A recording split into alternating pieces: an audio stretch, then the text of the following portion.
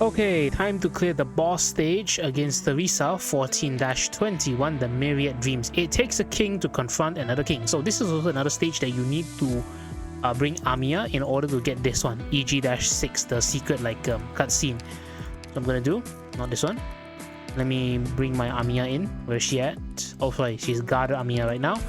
And I'm also gonna borrow my friend's Ifrit S2. So this is the team that I'm gonna be using, which is basically a burst strategy.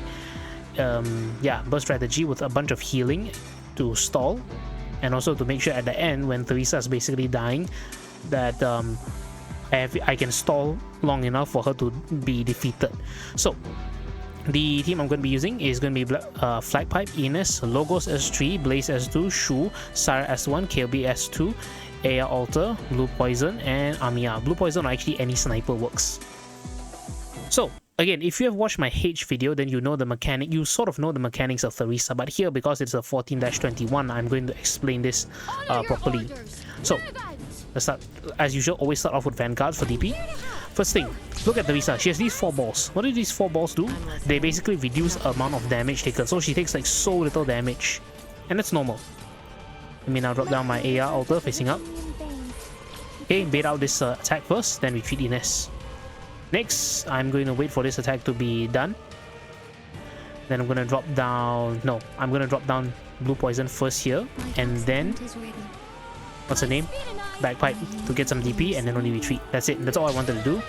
Now I'm going to drop down Ifrit. And now why do I want to drop down Ifrit? Because Ifrit not only reduces her resistance, but also because there's a very annoying enemy that comes later.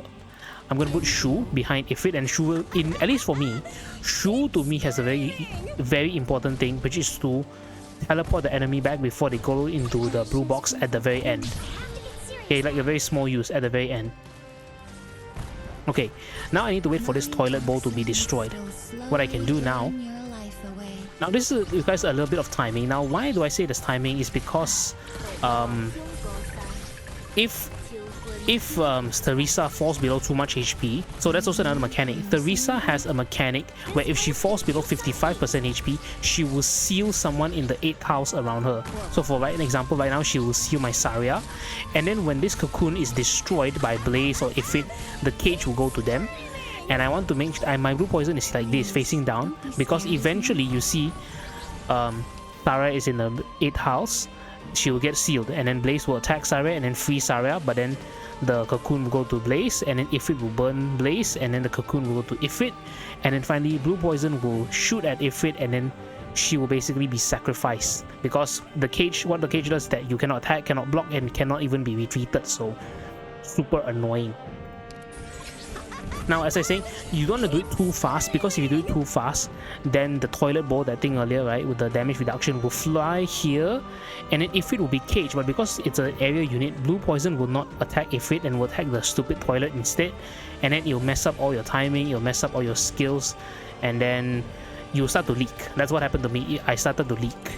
Okay, time to set up the rest of my DPS for phase 2. Okay, use it's okay, Logos and Ceobe, because now my AR altar has charged up. Okay, so right now it's just going to be Saria. Okay, you see, if it just got caged, now Blue Poison sacrificed herself to be caged. Okay, and then now Theresa slowly... Oh, Theresa's already in phase 2. You see this animation? Then she's in phase 2. Now as soon as her phase is ready done... Okay, now she has 2 rings, same thing as before. The 2 rings is that whenever the balls are there, she will take reduced damage. But you see my burst strategy, Ceobe, Logos, Blaze, all will immediately destroy Theresa. Okay, I'm going to activate my Shu immediately, because if not, she gets caged and then she cannot block. But now because all of them have been marked by the seedling, they will teleport. So this is safe. And now phase 3. Okay. I think I did things a little bit too fast here, and I'm going fast because again I've already explained this in my H video, but since this is the proper like 14-21, like logically speaking you have to go through 14-21 before you go to any of the H stages, I'm gonna go like a deep dive into Theresa's skills again. So also one more thing, she can recover. Okay, let's look through it properly. First, she can recover HP when she picks up these like little tops, like super annoying. She can recover HP in phase 2 or phase 1 actually. When she's also orbited by the balls, like I said, greatly reducing damage taken from the direction, which is why I use Sarai to block, and then later in phase 2 I use Ceobe to block. You guys, I didn't point it out, but I use Ceobe to block for Logos, even though technically Ceobe is doing the most amount of damage. Okay, then after that, remove all life points where the number of cocoon cages reaches a certain amount, and that amount I will tell you right now is 59. Basically what happens if the entire map is covered in the cages, then it's a game over for you immediately. Okay, enemy info.